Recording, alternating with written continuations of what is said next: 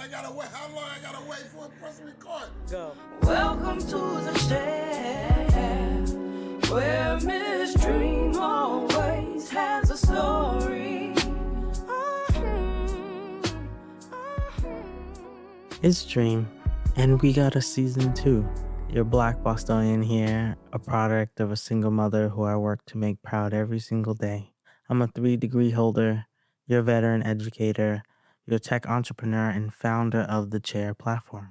My platform is dedicated to supporting Black and Brown people on their hair journey by creating hair boards, connecting to hairstylists, and sharing haircare tips for a more joyous experience. My podcast is about sharing hair stories, educator stories, entrepreneurship stories, and stories surrounding identity with goals to leave you laughing, learning, and advocating. So come in and listen to the stories in the chair. Where we share stories in the chair. Hello, beautiful people.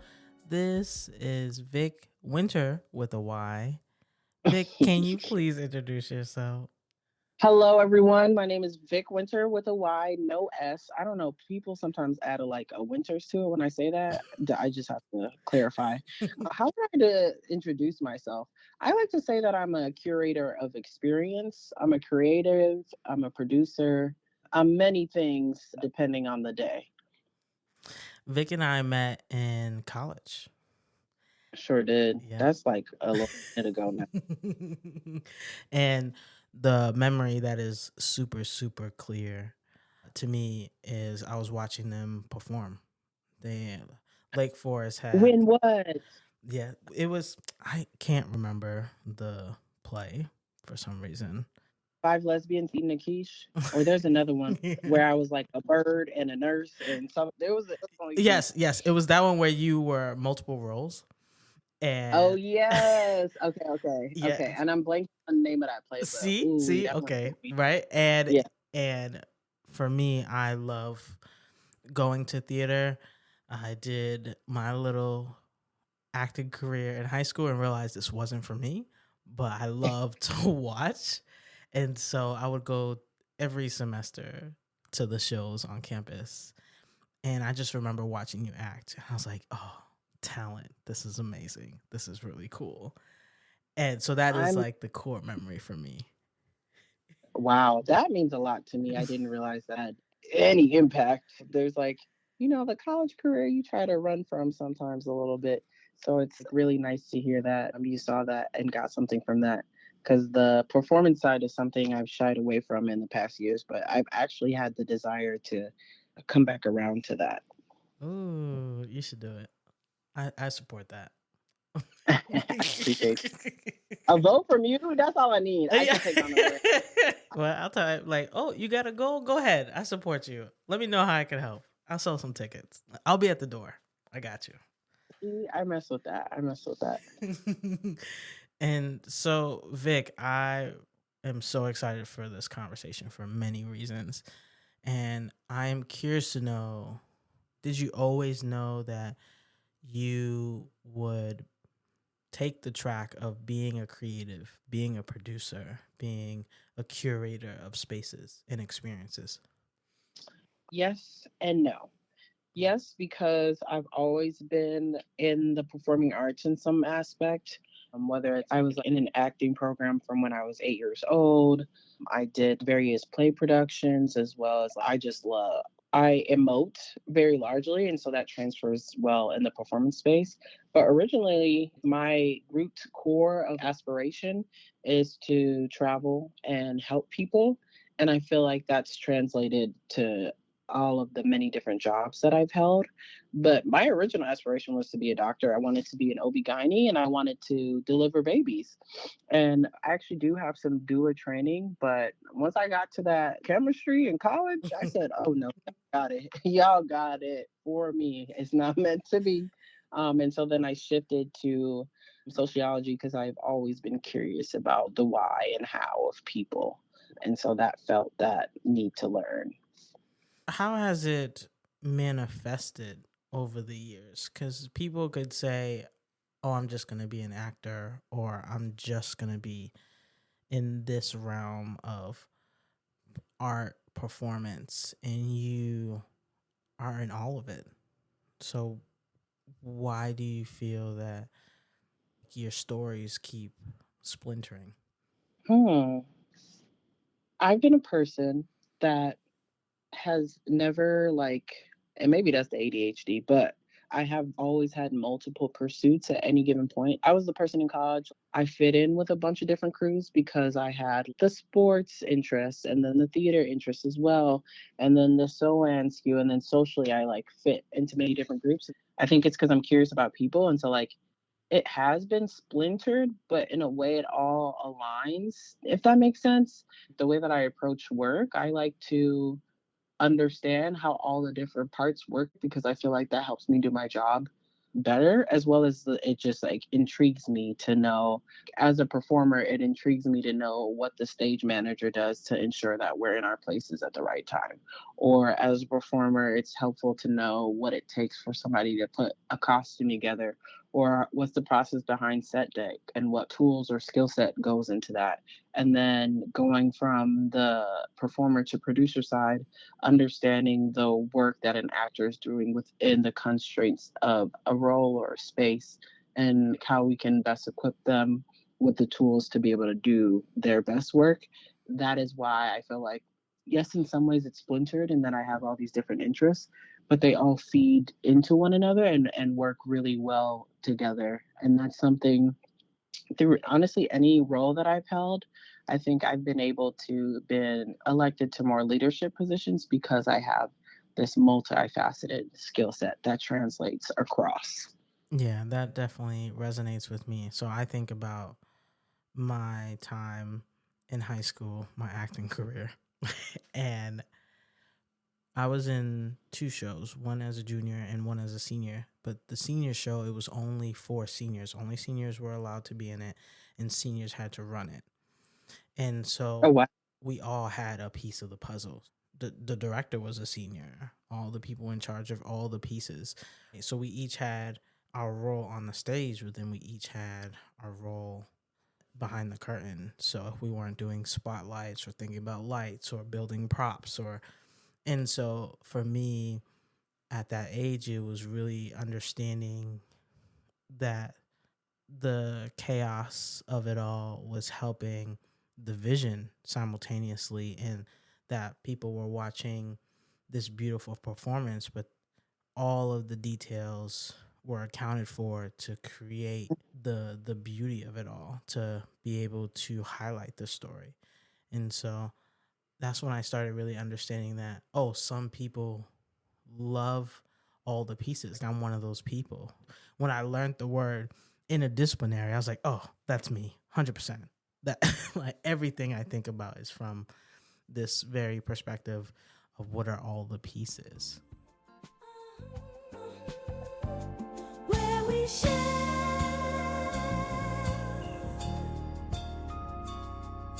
stories in the chair.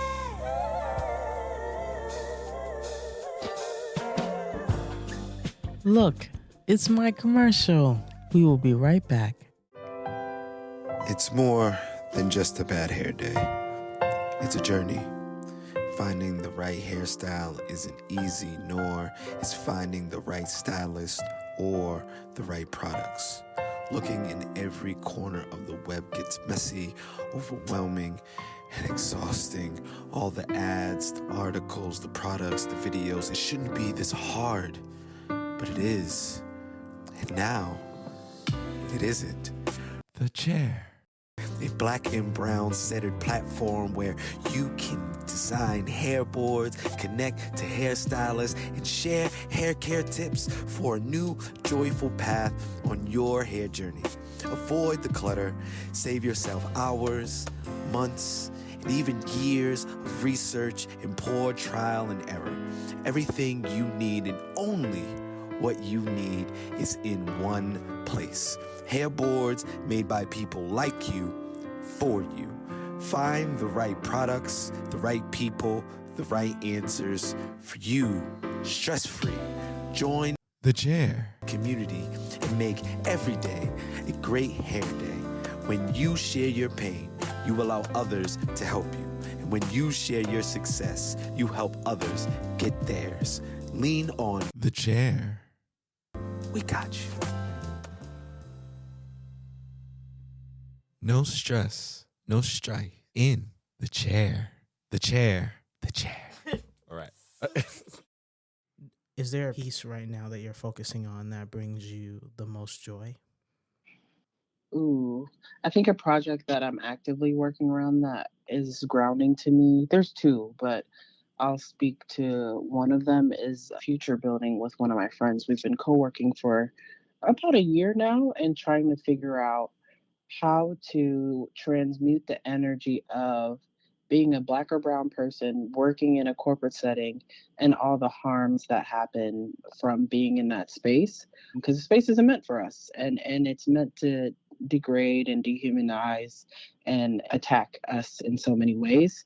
And so we've both had several experiences in different corporate settings of going from, as we like to call it, pet to threat.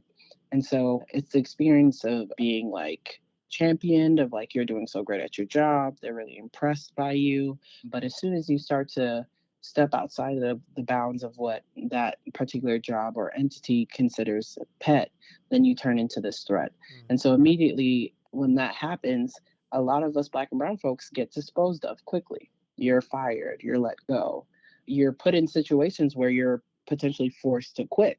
And so we're trying to work on, it's a multiple phase process, but work on creating a book based on different black and brown folks that anonymously submit their stories to then create like a yearbook anthology series to speak about those experiences. Because I know individually we felt very like isolated when these things happen to us. You feel a little embarrassed because it feels as if you're the only one, as it's sort of designed for them to make you feel that way. And you're also left to pick up the pieces afterward. These jobs, these entities, they are the thing that give us our funds. It's our means of survival. And so the way in which we're very much easily disposed of without a moment's notice can leave a lot of debris. And so, like in isolation, that's a lot harder to combat. But understanding us coming together and talking about our stories and then seeing the similarities and just seeing, like, think about Dilla, the urban historian, Chicago urban historian, him being a public facing figure dealing with ComEd playing in his face, and the conversations that he was having with his bosses behind closed doors weren't translating to how they were treating him in the workplace, which led to him being let go from that job and having to pivot. And he has a family of, I don't remember how many kids, but like he has a whole family to take care of. And even somebody with popularity and of his stature, he still was very simply, and he put in years and years and years into this company. He was very easily disposed of. He had to pivot from that. And so we see this time and time again with large and small businesses where they take advantage of black and brown folks and try to force us into that standard of professionalism. And as we know, professionalism is a reflection of whiteness, white supremacy, and the structures that uphold them. So, of course, we don't necessarily fit into those. But the corporate setting is one of the few places where they can punish us for that and get away with it often. And so we sort of want to challenge that, put that on blast. And then from creating that book, we want to commission artists to either, if they feel so moved, they have their own story that they want to create based off, or we want to have all of them, like all the stories we collect, we want to create one large voice because we know there's so many similarities. And so having commissioned different artists to respond to that, whether that's poetry, whether that's a movement piece, whether that's a physical paint medium or photography, we want them to respond to that. And we've been like looking for funding so that we can also pair these artists with a somatic healer, because it's not enough for us to be able to get out the pain of those experiences, which an interesting tangent to that, and I'll come back, is the idea of rage and who gets to experience it. And the ways in which we're not always allowed to experience that. We want to leave room for that, but then we also want to transmute that into communing. After we've created all this, we want to have some sort of exhibit slash performance slash communal, like kickback type vibes for folks to really get together and experience joy communally and experience rage communally and feel the fact that it's not them alone in isolation. It's happening to all of us. And then on top of that, how can we all come together with our various skill sets to resource one another, whether that's collaborating on projects, whether you need someone to help you with learning about finance, just like a broad range of different things. How can we resource each other? And I'm blanking on the kinds of things we want to provide because part of the work of collecting all those stories is to see what's needed. Because I feel like a lot of times cities, governments, etc., they make suggestions or put plans in place without actually conferring with the folks that these things are going to directly affect. This is like one phase, collecting of stories, second phase, creation of the book, which leads into that third phase of that exhibition performance communal aspect, all leading towards socializing folks around a worker-owned cooperative slash co-working living space because the revolution is here. It's happening. You saw what's that plantation that just burned down? Yeah. With the Nottoway plantation. It's a sign. It's time. I'm getting chills. Think about it now. It's time for us to do something different. Capitalism is failing. It is falling, and we want to try to in place certain structures that folks have a place to go to, and folks don't have to worry about rent. And they don't have to worry about their basic needs being met because it's a communal resource that's already set in stone for them. And so that's one project that's like really, really grounding me despite all the chaos of the world writ large and my life on a personal level as well. It's been grounding for me. In the creation of this anthology, you talked about being able to have the stories, to be able to see where the holes are for actual resources and supports instead of people just suggesting, but actually getting to the core. And then having the exhibit, the performance. Would that mean that there would be a follow-up anthology of potential solutions that would actually be used in the community? My fear is having beautiful work and only just a few see it and few remember that it exists. So that's always my concern.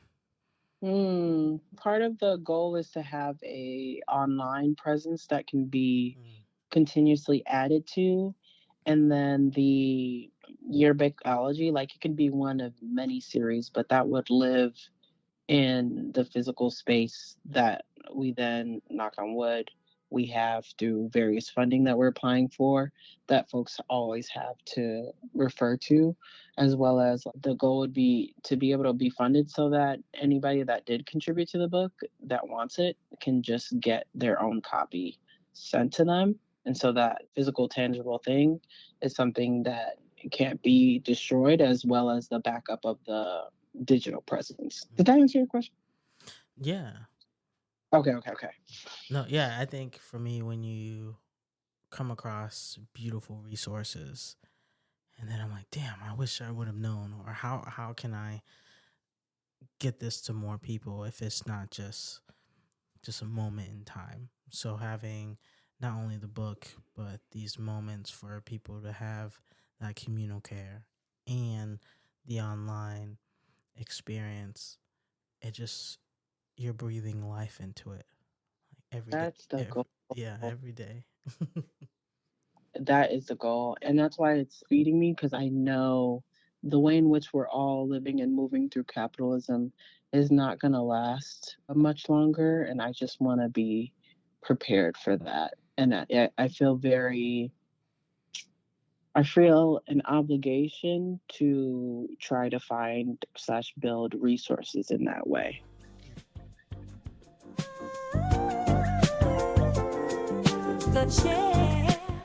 Oh, And if you're interested to learn more about my experiences as a Black woman and educator in Guangzhou, China, I wrote my first ebook titled Nowhere and Everywhere, Captured Emotions of a Beautifully Broken Love Story. It is on lulu.com. Take a read and see some beautiful photography of mine.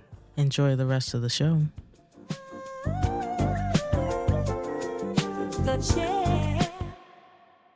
I'm building a podcast. The podcast brings me absolute joy, but I'm also sharing stories that are heavy, some that are full of frustration and anger about the world. There's also stories that are saying how people are really doing work to show nuances of life, and that is beautiful. And then my mother was like, so what else are you doing that is able to relax yourself when it's not carrying or supporting someone else? Is there something in the creative space that you're doing? Because this project does bring me a lot of joy. That's a very good question. I think I've been making more of an effort to be with people that I love and that I enjoy being around. I would say cooking for people for sure is something that brings me joy, and that is still connected with people. And there is a level of labor that goes into that, but something about being in the kitchen and producing something that somebody can enjoy, and it fuels them, but also it's a pleasurable experience. That's something that brings me a lot of joy. Like, I want to do dinner series in the fall where I bring a couple of folks together and maybe have guest pot chefs. There's still labor in that, but it brings me a lot of joy. On a more simpler level, like being in my house and putting on YouTube DJ sets still. Like, I can sit for hours just listening to that and just pondering life. That's something that also brings me joy. And I could be cooking, or I could be journaling, or I could be, it really does, like cleaning. Listen, the older I get, the more sitting in my house feels the best thing since sliced bread. You know what I mean?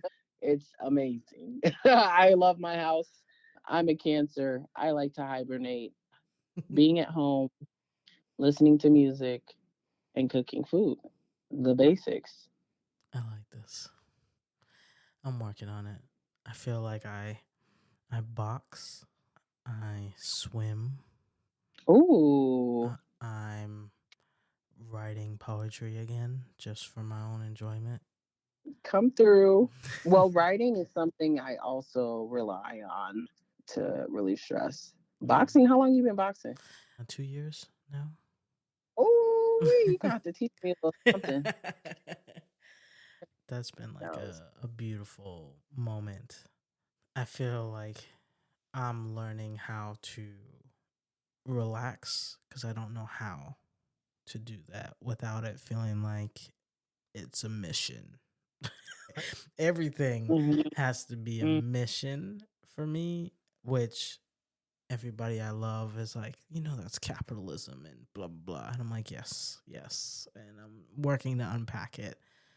So. And it takes time. It takes so much time. And that's part of, I'm so glad you brought that up, because that's part of the work we're trying to do with this book and communing moment is like, how do we imagine futures outside of capitalism? What are you going to be doing if you didn't have to work for money? If money didn't exist anymore? And that's like, I'm also in a book club where we're reading Everything for Everyone. Are you familiar with that? No, I haven't read that one. Oh my goodness. Okay, so it's called Everything for Everyone. It basically is storytelling around New York communes in like 2050 or something like that. It's by Emmy O'Brien, and then also another artist is author as well. And it's really great because in the chapters, there's a chapter where they are talking about how people from the past, which is us, how we had to work to earn things that we needed. And they're talking as if it's this bizarre, wacky concept, which it is. The term cost of living should not exist. And they're talking about how they revolted against police and like took over police stations, took over hospitals, took over community centers and repurposed them in ways that were actually beneficial to folks. They had the folks that we deemed the most marginalized, queer folks, Black folks, trans folks, they were the ones, older folks, they were the ones spearheading the efforts to like reorganize and redistribute food in an equitable way, making sure folks are housed in an equitable way. The way that they talk about sex work, I think they use the term like skinners, and they talk about sex work in a more holistic way, whereas there's a lot of stigma, just criminalization of profession, a profession, a much needed profession, and they talk about sex work as the healing work that it is. And so I'll send you a link to that book, but it's been really like, reaffirming. Just imagine this future, knowing that it's possible, knowing that it's coming, and knowing that we're going to be a part of the generation that kicks it off. I don't know in this lifetime that we'll see a whole different world, but I know from the things that I'm doing and the people that I'm around, like we're going to be at least be trying to set something up. It brings me hope. Capitalism doesn't work for anybody. We can choose to do something different. And what does that look like? Yeah, I absolutely agree. We can choose to do something different. It's just getting people to see that something different is better. Exactly. Yeah. It's all the work we all have to do of untraining around capitalism, around not trying to ensure that every hour of every day is accounted for. But that's not necessary. Mm-hmm. That's not necessary. So I'm proud of you for finding your different outlets through these activities to actually like slow yourself down and like ground yourself in yourself while also trying to get through your days. Yeah, definitely. I feel like it's the hardest journey I'm on currently is finding my balance, recognizing my therapist, who is a Black woman. She said to me, she was like, you don't need to move at the speed of survival. And that phrase, I say it to myself once a day. But when she brought it up, I was really defensive about it, and very, very clearly defensive. And she says, "Okay, you're defensive. Talk with me," because we would just talk through arguments. And she was like, "That's fine. We can intellectualize this for a second." And right, and, and so we're going back and forth, and at that moment when I was in therapy and she said that to me, we'll say 6 months into therapy, my first year of getting my MBA. And she says, I had 2 side jobs. I was applying for an internship. I already had my first master's and multiple degrees, traveled all these places, done all these things. And she said, hey, you don't need this degree. And I said, what are you talking about? No, I need this and I need this. And she goes, nope, you actually don't need anything. She says, if you wanted to, for the rest of your life, if you wanted to be a manager at the CVS, she says, you will be completely fine. She says, you've done more in your life than many people will even try to accomplish. And she said, that doesn't even matter. And for me, I was really frustrated because I was like, no, I need to. And she was like, you don't need to do anything. And being where I am now, because I'm frustrated about where I'm at in my life. Well, I'm supposed to do this and I'm supposed to be here.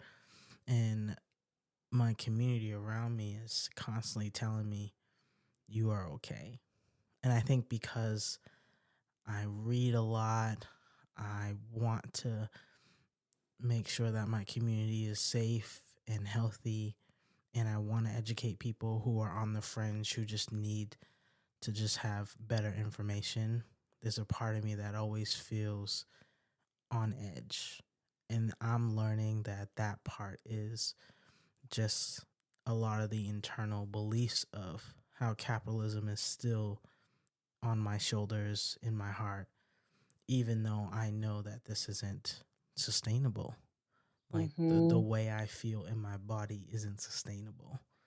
And so recognizing that through writing poetry, through hula hooping, through boxing, are ways to bring me back into myself, to remind myself of who I am internally, that I'm not any of the accolades, I'm not any of these titles that I have had or people put onto me.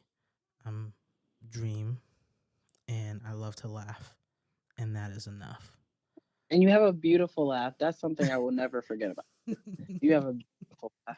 I can imagine your smile as you're speaking. Like, yeah, that's what it is. You are whole, not because of what you can produce or what you do, but because you are. And that's something I've been struggling with for a very long time, because I've literally used my body for my body, like, done physical labor since forever. And with recovering from an injury, I had surgery this past fall on my knee. I was faced with, who am I when I'm not able to do all of these things? And like, the lie is that you're not as worthy or worth much, but that's the lie that capitalism tells you. And so I've been having to do a lot of personal work around the part of what you were saying is, you're a dream, you like to laugh, you're whole. That's it. And it doesn't matter, whatever you want to pursue is great, but it's ultimately not necessary. And the idea that you have to get these degrees when your lived experience is a degree of its own. Well, Vic, you are definitely the sunrise and the sunset, and I truly, truly appreciate you sitting in the chair and sharing your stories. Oh, you are so precious. Thank you so much for having me. I remember actually when you first were beginning on this venture and you were just taking calls and gathering information. Yeah. I remember, I don't know how many years ago that was, but to like be a part of that initial phase and then seeing the consistent and gradual progression of this work has been very beautiful to witness. Something I've learned from you is endurance to pursue the things that matter to you and the time it takes to make something well. And so I appreciate you inviting me on the chair to speak with you about this, because it's just been like beautiful to witness. Just the like ability to voice people's stories by way of this podcast has been really great to witness. I appreciate this outlet and this conversation today. Welcome to the chair, where Miss Dream always has a story. Thank you for listening to an episode of The Chair. I'm going to share with you a dream of mine. I would love to be on Sesame Street. Sesame Street held my hand through childhood. In my dream, I would be in my big afro or rainbow braids sitting on the stoop sharing hair stories. I would like your help, please, by doing all the things like leave a review, share it with someone who would benefit from hearing this episode. And if you know someone who knows someone who knows someone at Sesame Street, share your favorite episode with them, and I'll make you some of my famous chocolatey hot chocolate. I hope you have a beautiful day, or if you are like me, still up in the middle of the night, I hope you take a deep breath and rest. Love you. Talk to you later. The chair. Hello. Please leave a message after the tone. Dream, hello. I just wanted to tell you you're wonderful. I just got through going through your podcast. Love you, love you, love you, love you. Keep it up. Maybe I need to send it to Oprah and Tyler Perry. Love you, baby. You are great. Where we share stories in the chair.